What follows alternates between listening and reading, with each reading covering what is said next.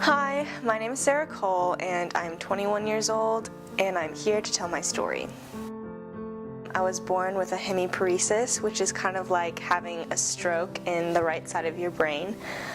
So when I was born, I had a lot of things that affected the neurological side of my left body. I can't move my hand properly, I can't move my leg properly, it's smaller, can't move my toes, all that kind of stuff. And growing up, at first I didn't know that I was different.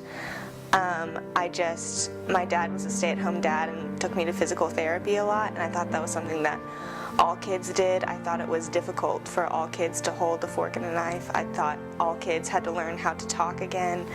I thought all kids had to learn how to move their foot and wear special shoes, and that was just kind of a normal part of my life. Every single character that I bring onto the stage has my same weakness. They have a limp, they can't move their toes correctly, they might not be able to jump or move in the right way, but that's something that I get to bring to each character that I play. We are not always going to be able to reach expectations, and that's okay, because everyone is unique and everyone is different, and so it just makes me, I think, work for humility and also work for pride in myself, because it's easy to say, okay, that person can do it perfectly, they're so much better than me, but the Lord's taught me to say, you know what, like, you being different makes you special. It makes you have a voice, it makes you powerful in a way. My name is John Webb, I'm 20 years old, and I would say I'm mildly nervous for this interview. I grew up in the Bible Belt in a Southern culture of the kind of mindset that emotion is not a man's thing unless it's anger. Anger is the only emotion that a man can feel. So what I thought was my weakness for so long is that from the time I was a child until, early college, I was an emotional person, and so I thought that was my weakness. I started seeing my emotion as a strength for myself and for others, primarily as I entered college and I got more connected with more men, especially who wanted real relationships with God and with each other. I'm Chad Carmack. My age is 20, I think. Oh my gosh, yes, my age is 20, and no, I wasn't anxious about the interview until I forgot my age on camera. My big weakness is the sense that I don't have a worth in myself. I have very low self-worth or understanding that I'm worthy of anything. I'm not very confident in what I can contribute to people. So growing up, I was just always filled with this constant sense of doubting anything that I ever did. We weren't sure of that at the time. We saw the good that he did, despite all the doubt that he felt himself. All the constant fears that he was filled with, I saw what he could do. And I knew that if he did that, then we all have that purpose in our lives, and that I'm meant to do something.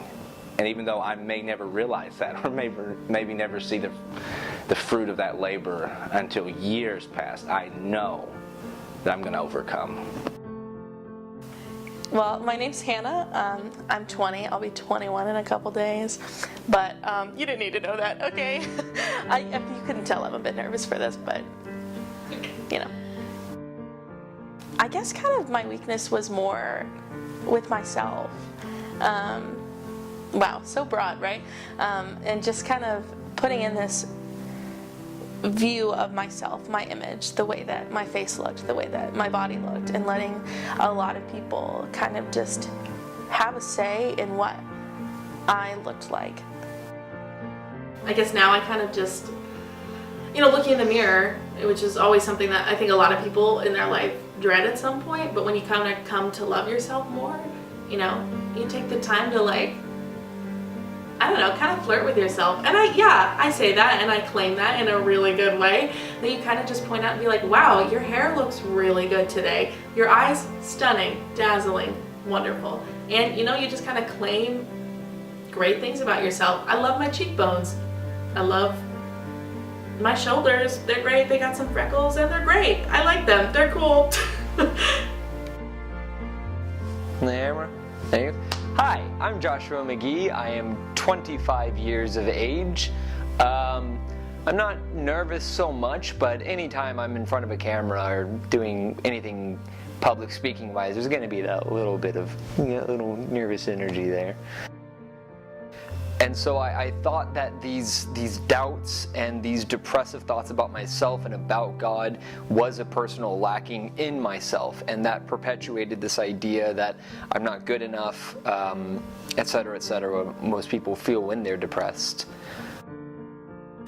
The places I grew up in, they don't like talking about it. They like pushing it down deep and shoving it to the side, and anything that's dark or any kind of doubts are considered to be a personal lacking, and it's your fault. I started to fall in love with, for lack of a better word, pain itself, because I started to realize that it's when you go through this experience and through these depressive and suicidal bouts sometimes that you come out on the other side much wiser, much stronger, and much closer to God than before. My name is Georgia Slagle. I'm 20 years old, and I am a little bit nervous to talk about it. There's this really interesting thing called hair combing syncope that girls get. I forget the percentage of girls in America, but it's not super common. But it's basically when you brush their hair while they're standing up, they faint. So I have that, and it's hilarious. But then fainting kept happening past just brushing my hair, and so it would be like yeah, it's a hair brushing thing, but then randomly I would like wake up in the night and feel sick and then just pass out. And so it went beyond that, and that only actually started happening again when I came to college, when I left home and came to Kentucky. It's really taught me how to be vulnerable and say, I can't do this on my own. And that's something anybody needs for any situation, really. And it's really what we need. I think for me as a Christian, that's something that I need to do every day. I have to surrender and say, I can't do this on my own, because it's the truth. There's seriously nothing I can do to save myself. I don't want to be one of those girls that's like, look at me, I'm so helpless. But it takes a strong person to say, you know what? No, there's nothing I can do, and I really need you right now. My name is Frankie Taylor. I am 21 years old, and no, I'm not nervous for this interview. I think the biggest blessing I have in my life is laughter. Growing up, I was actually kind of the quiet kid until middle school. And then in middle school, I got made fun of a lot because I was the fat kid, and so people made fun of me all the time, and I was miserable, and I just hated life. I hated myself. And so I thought that the best way to alleviate that would be, well, maybe if I make fun of myself, then like I can beat him to it. And so that's exactly what I started doing. It was funny when Fatty falls down. That's what Farley always said, and he was my idol, and I loved him. And so I started living with that mentality of like, I'll be the clown they want me to be. And that's just how I cope with stuff. I think laughter is so healing. It's my favorite thing in the world. And